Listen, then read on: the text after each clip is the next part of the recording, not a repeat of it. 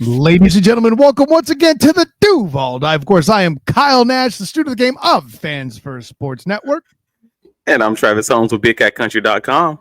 What's going on there, champion? Great to do this. Great. And listen, it's coming up on camp time. I know we're all excited about it. I want to dive right into it. One can say that we're floating maybe on a bubble, but it's going to be about those players who are on the bubble to make it to the roster here through camp. And it's funny. I wanted to open up with this because you and I have been talking, and I mean, listen, the Duval proper have been talking. Goodness, I'm sure you've probably alluded to it plenty of times in any of the articles you've done on Big Cat Country. How's that for a plug? Of course, I've done the same as well on Fans First. But I find it interesting that when we both evaluate the players that we think are, the biggest battles and who we think is trying to kind of crawl into the roster, those bubble guys, right. I don't feel like there's a lot of offensive players that fall into that category. Now granted, there's some linemen, right? I think you reminded me of But the two guys that we had consensus on were Cephas and, of course, the guy that's now most famous for dancing, which Eli Pankel. Yeah, Eli Pankel is I forgot to say his name. I was so busy dancing. No, I'm very intrigued by that because there's always the Parker Washington factor at this point, and these guys just trying to crawl in to get a spot.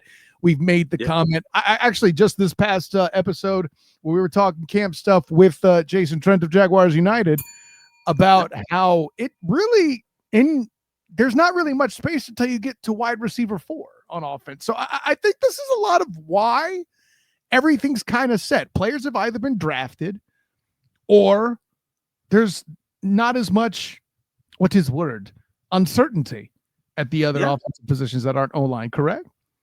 I mean, I think that's kind of where it is as far as the offense is concerned. And to your point, and also to News for Jets, Jamal St. Cyr's point when he originally made both when he was on the podcast a few weeks ago, but also on his this Till show on News for Jets. He basically stated something similar where he believes that the Jaguars offense is more set than the defense. And actually, you know what? I take that back. I believe he actually might have said it backwards. The defense was more set than the offense, and I disagreed. I believe that the offense was more set than the defense. It just depends on how you want to look at it. If we're talking about the battles as far as the bubble guys are concerned, for those back end spots and those depth positions, I think the offense is absolutely more set because you kind of just know who. For the most part, most of the starters are going to be on the offensive side of the ball. Right. And as far as defense is concerned, there's a few spots where, in my opinion, where I think there's like multiple positions where a guy can earn a starting spot, and there might be like 3 guys fighting for 2 spots, something along those lines on defense. On offense, to your point, you already mentioned Eli Pankel. You mentioned Josiah Cephas, like for that wide receiver 5 spot. In my head, it's the wide receiver 5 spot. I don't think they have a chance of supplanting Parker Washington for that wide receiver 4 position. Right.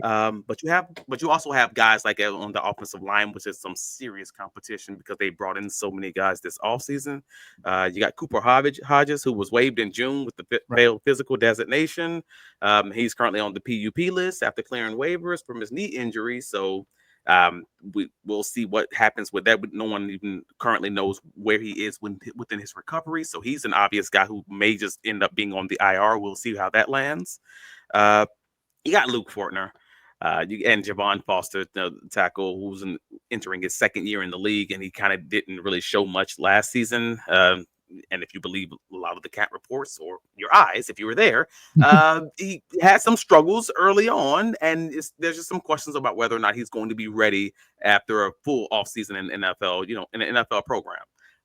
That competition between Jonah Monheim and Luke Fortner is going to be something that's going to be some serious football watching, and most people don't pay attention to the center position, and I'm just like, yo.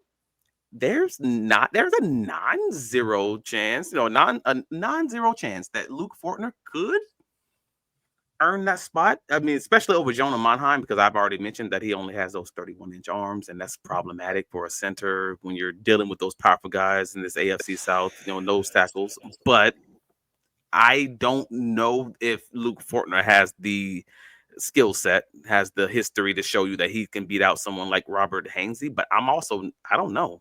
Luke Fortner got drafted because he played well in Liam Cohen's offense. Like that was the effect that Liam Cohen had on him in college. So it's not like crazy to say, hey, Luke Fortner may take a jump that we just haven't seen from him in the NFL because Liam Cohen's versatile scheme just leans into the strengths that he happens to play with that Doug Peterson never did. Is that such a crazy take? Nah, I don't personally think so, but I mean, I'm this open coming to it. from the man who told us that Luke Fortner is the best backup center in the NFL at one point in history, right? Like, I mean, the metrics supported that, but correct. also I'm just saying, like, hey, we got two guys who have experience in Liam Cohen's offense in Robert Right. Hainsey and Luke Fortner. They play in a very similar way. Neither one of these guys are maulers, and that seems to be what they're going for, guys who can move. All right, cool. So if you're going to put these guys in positions where they're not going to have to be one-on-one with guys like DeForest Buckner, with guys like Aaron Donald or something like that, and you're going to give them the appropriate. Right, you're going to give them the appropriate help that they need and not leave them on islands like Doug would really consistently do. Yeah. Maybe this is a situation where Luke Fortner or Robert Hainsey might actually look like an average to maybe even, prayerfully an above average center. And I'm okay with it. Hey, if it works, it works. I don't care who's playing the position, man. Just get them W's. I think there's something to be said. And by the way, obviously, with Monheim being a sixth round, no, is it sixth or seventh? I forget now. Seven. Yeah, being that late of pick, assuming he'll beat Luke Fortner is tall, especially with Fortner's familiarity in Coach Cohen's system, without question. I don't think, we joke about, maybe Fortner will get beat out. It's a realistic, to your point, there is a non-zero chance that happens just as much as there's a non-zero chance to retain Fortner. However, P's and Q's must be minded in this camp because there is an outside chance Monheim can do the thing. And I hear what you're saying about the short arms, but what I would also reiterate is the drafting of Bashal Tutin, a streaky guy, requires a center with movement who can pull or get to second level to make the blocks necessary for outside runs. Sure. That's why you get a guy who isn't a maulers if you got speedy backs like that. And again, I hear what you're saying from a philosophy standpoint, and in a perfect world, I want a guy that can both move and be a mauler. They're called Hall of Famers. But if you're gonna sacrifice some size on the O-line, you do it for intelligence at center, you do it for speed at center, because they're the guys that are often the air quotes extra man if your maulers are taking care of business. We mentioned it recently too that Wyatt Milam is going to be that guy who could come in and be that mauler at guard. That's certainly, speaking of non-zero chances, right? We don't think it's going to happen, but we sure as hell can't rule that out. Maybe they even come out with certain packages on the offensive line. I can't rule any of that out either. So Fortner, but those are my most serious concerns. I want to be very clear because just that's a crazy level of competition that they brought in on that offensive line, where they've obviously leaned into wanting to flip the line. So a guy who was already there, like Javon Foster, I'm sorry, this is what it is. Like, I don't know that he's going to have a realistic opportunity to truly develop, which sounds like he needed that time. If you base that on the 2024 film, 2024 practice. And there's, again, Cooper Hodges, Javon Foster, like those guys, you're just not going to have that time to try to prove your case when you got guys who have starting experience like Patrick McCarry. We already got Ezra Cleveland in the door. You have Chuma Edoga, Fred Johnson. Again, these guys have put on some pretty solid tape. I'm not saying they're all world, but hey, Javon Foster's going to have a lot of growing up to do in a very small time frame this offseason to kind of prove that he belongs on this roster. I'm kind of glad you brought this up as kind of an aside too. The Jags offensive line doesn't need to suddenly be the best in the league. I'll take mid-tier, right? I just talked to Jimbo over at the Men in Teal podcast on Saturday morning. Just chopping it up, just talking just about life and everything else. And this came up in conversation. He was like, "Hey man, would you love to have an above average? Would you take an average pass blocking offensive line for the Jacksonville Jaguars team, if it meant you had an above average run, I'm like, bro, I will take an average pass blocking offensive line if you gave me an average run blocking line at this point, because the Jacksonville Jaguars have not been average since, I don't know, the 2020, the 2019, 2018 seasons.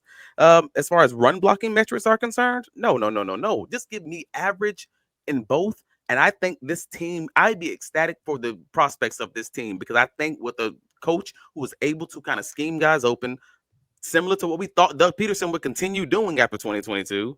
I think this team in the soft AFC South can easily be a 9, 10 to 11 win team just on average offensive line play. Not above average, just average. Just give me that. And I think this team is cooking. Because average line play means a better run game, because this Jacksonville Jaguar team, with all due respect to Jason Trent, because he said he didn't agree with me thinking this receiver core was better. Okay, sure. But they can do more down the field than the previous group can. And that's not arguable, in my opinion. So, like, that alone improves the run game. You get an improved O-line that's average instead of not. And suddenly you're moving the ball. And, hey, mysteriously, Trevor makes it an entire season. And maybe this fat guy that's talking with you, Travis, might be on to something. So. Yeah, Trevor making it an entire season, that's obviously the key for most quarterbacks, but it's absolutely the key for this quarterback. 2 seasons straight and on IR. Yeah, let's finish the season, and that automatically raises the level of this team to an 8-win team just if he's healthy the whole year. That's bare minimum. Which then explains why Fortner's experience may be the deciding factor. And we've mentioned this actually in the past year on the show. We mentioned it in 24. It may not be a physical thing with Luke Fortner. Maybe he's having trouble as a center, calling out blitz protections, doing those other little things as the air quotes play caller of the line. Maybe that's the part that wasn't going well. I've not really heard enough to know whether that's the case or not. But if for any reason Jonah Monheim comes out more intelligent than Luke Fortner in a system where his previous coach was, that game's over, Travis. I'm not saying that's going to happen, but that's a scenario. But I think it's physical. Like, I truly think it's physical. Like, remember, Luke Fortner Luke Fortner was an older senior when he graduated college. I believe he might have been 24 at the time. And so he was already a 24-year-old playing against 18, 19, 20-year-olds. So you're going to have a little bit of strength on those guys. And even then, he wasn't drafted as a guy who was a mauler. He was drafted as a guy who was going to shield. As the conversation we've already had for weeks now.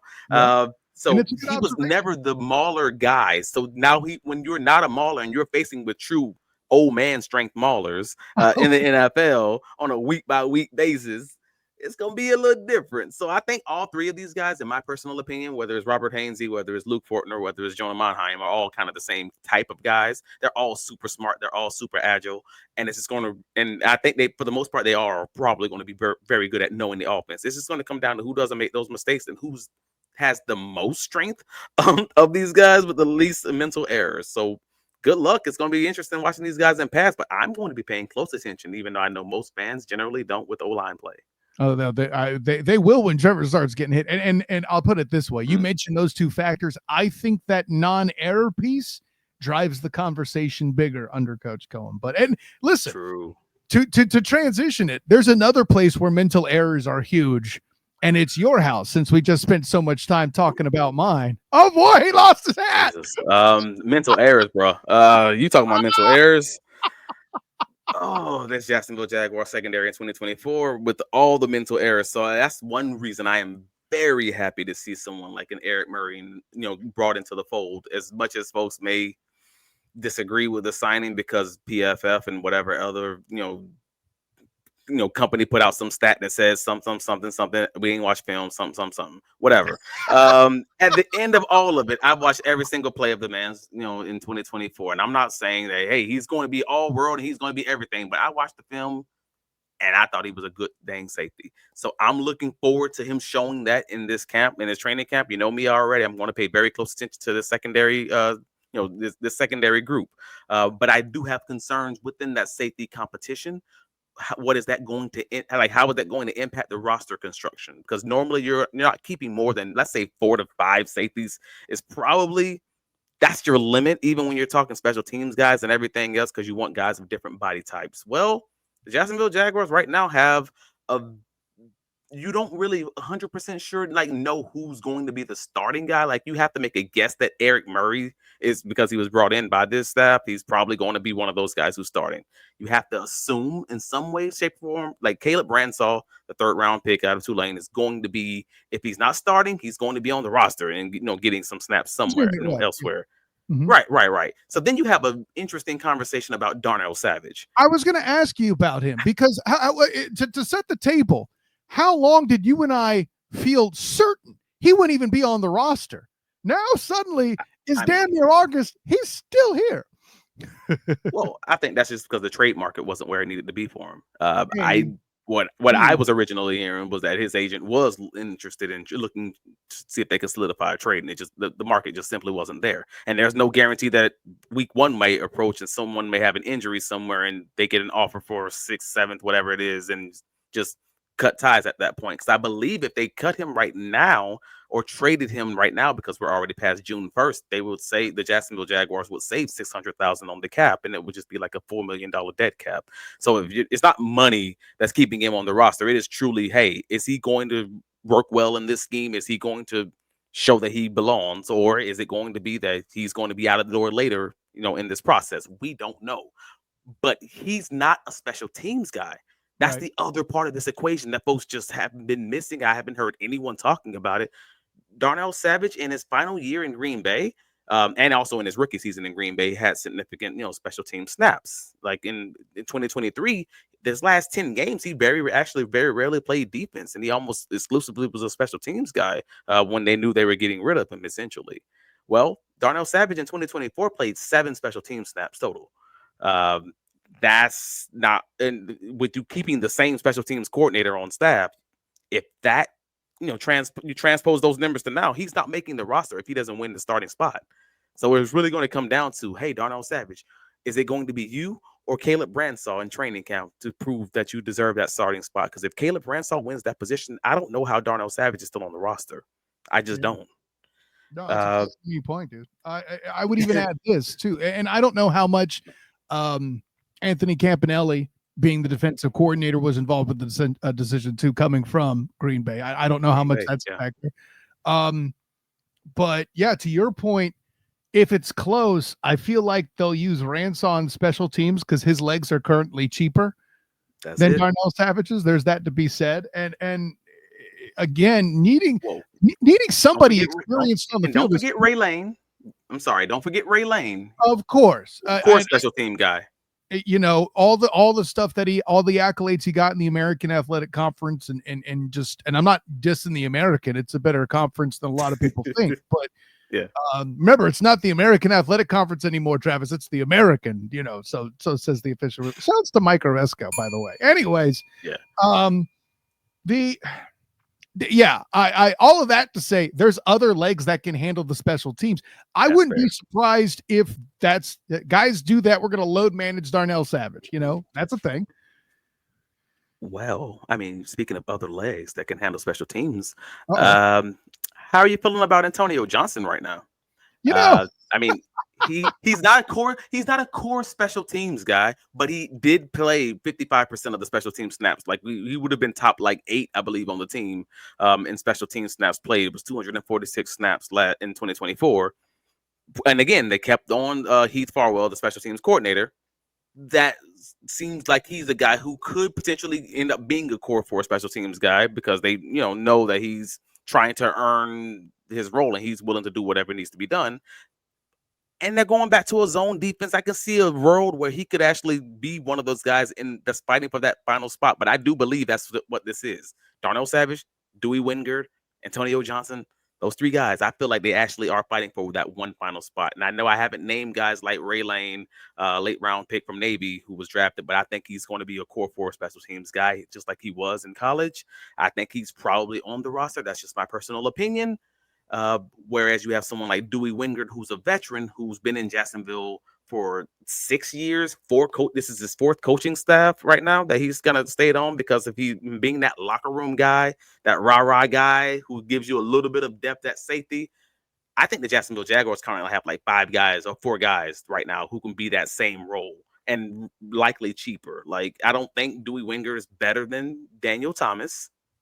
I just don't, as far as being a special teams like core four guy. So if he's not better than Daniel Thomas and he's not going to give you more than some of these other guys as far as just being a backup safety, I don't know how he solidifies his role on this roster. I just over again younger guys like Ray Lane, younger guys like Caleb Ransall, who's just that they're in different tiers, if that makes sense. So I'm just kind of stuck. I would even offer this element too, in a world where one could argue the front office, the locker room, the culture has been more positive than it's been in a long time. You don't need the character guy as much. So that's a hard sell. Oh man. That's something that the one thing, as much as they're trying to evaluate and everything shook up, the fact that the morale is better than it's been in Duval for some time, Dewey's value drops a little bit there, I think. Oh man, so Dewey was here under Doug Marrone. He was under Urban Meyer, early days of Doug, and now the early days of Liam Coen. And this is the coin flip. This is the 50-50. So this is interesting. Like, I'm not even against it. The philosophy. I'm just like, you don't need the locker room guys because the culture's changed that much that fast. I'm not even against the idea of it. I'm just intrigued. I'm not saying I'm for it. I like Dewey. I don't think you'll find any person watching the Jags, be them a member of the Duval Devout or somebody that's aware enough to know what he is. And God knows if you've seen him in person show emotion, it's the same kind of thing. You know what? I liken him to a guy I've covered with Fans First Sports Network with the Orlando Magic, Cole Anthony. But you know what? Cole Anthony's gone, and the Magic's chances to look like they're going to make it to the Eastern Conference Finals is better than it's ever been. And I think the same sort of thing could apply here, granted on a smaller scale because the rosters are much bigger in football than basketball, obviously. But I'm not cheering for Dewey to get cut. God knows, no, we don't want that. But it just – but I think it's a statement to how crowded this room is, bro. You know what I'm saying? That's it. I mean, that's it. You're starting to get into the roster construction conversation. So you don't have to take my word for it. You can just look at the Jacksonville Jaguars depth chart and you pick out your top 53 players, and then you tell me if Dewey Winger, if Andrew Winger makes that cut, and he is right at that line, and it's really going to come down to that safety competition. And even if you want to make it a separate little competition of, all right, core four special team guys for those last 2 to 3 spots, who wins it? And it's going to be close. It's going to be interesting. And again, it's just going to depend on whether those other guys are ready. Those Rayon Lane, the Antonio Johnsons, the Caleb Ransall, kind of where they land. Because again, most of these guys have been brought in specifically by this staff as guys they pointed out, saying that they fit what I'm trying to do. Do you? Maybe you do. It's going to be interesting though, because you are a veteran who is making more than these rookies. Yeah, man, you want to prove that point though.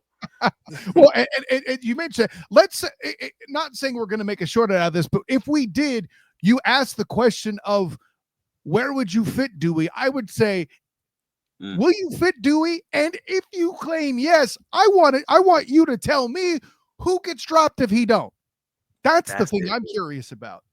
That's it. Like, unless you're talking about keeping 6 and 7 safeties, I just don't see it. Not with a Liam Coen offense, not with a Jimmy Stone's front office. I don't think so. No. That's the conversation. And then so after we get outside of that safety room, it starts getting a little bit easier of a conversation across the board, because then at that point, from my perspective, all we're really talking about is maybe someone like a Chad Muma. And that's when folks make that argument all the time. Like, I've seen multiple people, put on their bubble list, Antonio Johnson, Chad Muma, Antonio Johnson. And I kind of view both of those guys in that same vein, in that same kind of, they need to have their separate conversations. I know I mentioned Antonio Johnson earlier, having, 246 special team snaps. Well, Chad Muma was a core 4 special teams player with 325 special team snaps, which was second highest on the team.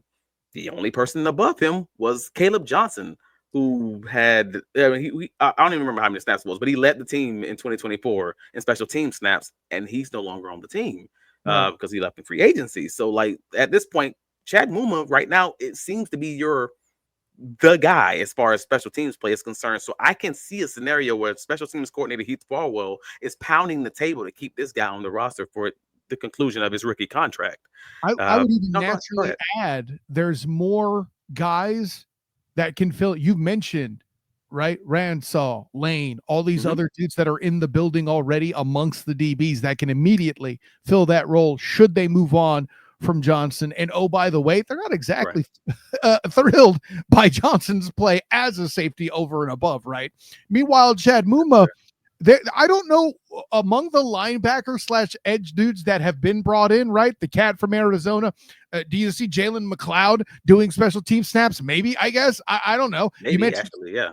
I could, okay. I won't rule it out. Certainly, the guy's supposed to be so versatile. I brought him up because Yeah. it is a possibility. It's certainly more than a non-zero chance to hear your reaction. I'm with that. But yeah, I don't think any of these veteran guys that have been brought in as either edge or linebackers are going to do it. You think Smoot going to do some special teams? I don't think so, right? So all that being said, there's more there amongst the DBs. I think Antonio Johnson's in bigger trouble than Chad Muma. Yeah, I mean, I'm with it, but at the end of the day, I think if Antonio Johnson stays on this roster, it is because of his special teams aptitude. Sure. And I would even argue the same thing as for Chad Muma. Again, he was second on the team in special team snaps, and I just feel like it's a close 50-50 of whether or not Jack Kaiser and Chad, or that competition, whether or not Kaiser is going to be able to pick up those evacuated special team snaps from Caleb Johnson. Because they might want someone that's similar build, with the new kickoff rule and things of that nature on the different special teams. They may want a bigger guy versus a safety. And also that whole conversation about the Mike and the Will linebacker spots, who's going to play better, just picking up the defense there. We've seen what Chad Muma has to offer. We don't know what Jack Kaiser has to offer, but in reality, we don't know what either of these guys are going to offer with this defensive system, with this defensive coaching staff. So, yeah, if Kaiser's 2025 role ends up being like he's able to kind of steal away from both the special team snaps and the defensive, the linebacker snaps, hey, at that point, Muma's in trouble. Last year your contract, so this is kind of what it is. So he's probably my final roster bubble guy, and I don't even know if I want to name him that, but if it really does come down to if that's a competition and he loses, I don't know how he's on the roster. Same thing I would argue with the conversation I was having earlier. I just don't know with Darnell Savage. Like, if you don't win that competition, I don't know if you're on the roster. And it's really that clear cut. It's hard for me to think he doesn't, but it's a good point you make. Maybe Father Time, stays undefeated with him. I can't rule that out. Certainly, there's also has he done so well on defense? So not just the special team stuff, because remember, it's special teams. I'm talking about him as a veteran, considering his experience, is what I mean. Luke Fortin is a veteran. They ain't stopped y'all from clowning him. Come on. You look. What's they got to do with it? Luke Fortin hadn't been in the 8 years, is what I mean, or been in the league 8 years, is what I mean specifically. But yeah, to your point, I mean, maybe that's why I said what I said. If Father Time's taken enough from him to where he isn't that dude anymore, I get it. I totally get it. So, well, the fun thing about this is, while we out here laughing and everything else, Jack Kaiser is 24 years old. Chad Muma's 25. They're the same, bro. Like, I don't even want to say they're the same, but I think that's funny. One is fundamentally cheaper. What ages them is their contracts. You know this. Oh yeah, of course. One has 4 years to develop with this coaching staff and grow, and we kind of know what they likely believe his floor is, whereas the other one has 1 year and then would have to be re-signed, and we kind of don't know what we have in him. So they're going to have like basically 4 weeks to kind of figure out what they believe in him and make a decision based on that. That makes it a much easier decision. I'll lock it in saying this: I don't see a world where Chad Muma is enough of a difference to justify the pay hike from him to Kaiser. That's what I'm saying. Oh, so you're thinking? So I don't know about like the pay hike, because the pay hike does not till next year. Like, I don't see a world where he's probably on the roster next year. I can say that. That's what I'm getting at. I'm with you. Yeah. To your point, it's wonder if is it worth this year's investment? Because he's going to be learning from Foye Oluokun anyway. He doesn't need Muma as a dang mentor. With that point, I would just say it might be worth it to leave him on the roster this year just to be your special teams ace, to be your special teams guy. Again, that whole Heath Fortner pounding the table thing, I can see that absolutely being a thing. That's the while best also defense, I saying agree. that gives Jack Kaiser one full season of being primarily a Caleb Johnson special teams ace, and also developing. You treat it more like a redshirt year where he's just getting snaps, not to be wide-eyed rookie on the field. And then next season you just slide him into that role and as that backup Will, backup Mike, backup safety guy, and kind of just play it from there. So I think that's not a bad plan of action. It just depends on how you do your roster construction and whether or not you have one area that's too full or whatever else. But yeah, I think I can get on board with you to leave him on the roster this year. I think that'd be a fine plan. Yeah, and I love the point you bring up about special teams and all of that. So at day's end, we covered at least 3 different position groups and like half a thing of wide. You got an awful lot here tonight on the Duval Dive, folks. I hope you're certified to dive this deep with us, and if you're not, don't worry, we won't tell no one. But in the meantime, look out for coverage from the upcoming training camp of Big Cat Country from Travis D. Holmes and myself on Fans First Sports Network. I'm giving plugs already. I'd even ask you, tell the people where you could be found, Travis. I mean, of course, you just heard the man. BigCatCountry.com. That's where I can be found. But if you're not finding any of the, my information there, obviously you can go to Travis D. Holmes on any of the socials. X, Blue Sky, Twitter. It's the same thing as X, but I don't know. What's the other ones? The Duval Dive TikTok. If you're listening to the sound of my voice, obviously, please pause the podcast. Like and subscribe on the Duval Dive YouTube. Follow us wherever you catch your podcast, with Apple, Spotify, etc., all of them. And comment, help us with the algorithms. We appreciate you guys for listening. We appreciate you guys continue to stay locked in. We appreciate you guys for allowing us to hit 500 subscribers on the Duval Dive YouTube this past week, which is just crazy, man. So we appreciate you guys. Keep it locked in. Keep following us. Keep asking questions. That's what allows us to give you guys these great podcasts. So appreciate you. Big Cat Country. Travis D. Holmes, all the socials. What about you, sir? Where can you be found? I'm glad you shouted out the TikTok. You've done a lot of good work on that too. It's some quality drops there too, making our guests in particular and us as well have some fun and make sure we love the comments and banter in there, not just when you're battling for or against Trevor Lawrence, for the record. Of course, I am Kyle Nass, a student of the game. You can find me on Threads, Instagram, Twitter, and Blue Sky at the SOTG. Find me on Facebook as a student of the game. Check out my writings for your Jacksonville Jaguars and the Orlando Magic with Fans First Sports Network, and my work covering the UCF Knights on the Black and Gold Banneret via their Night Shift podcast. Of course, some articles there. The football season is rapidly approaching. I would imagine you'll see something from us here very soon. I know they announced Media Day coming up here in the next week or so. So that should be fascinating stuff. Make sure you stay tuned in with all of that. And yeah, here comes training camp, folks. Y'all better be, if you don't know, you better ask somebody. It's time to get ready. So for my personal champion, Travis T. Holmes, I'm Kyle Nash, student of the game. And until next time, everyone, class dismissed. And one last thought, make sure you check out the YouTube version this week, because when I brought up mental errors, if you're listening to the pod, you did not see Travis silently crash out and fling his hat about. That's worth watching. So make sure you check it out. At any rate, class dismissed.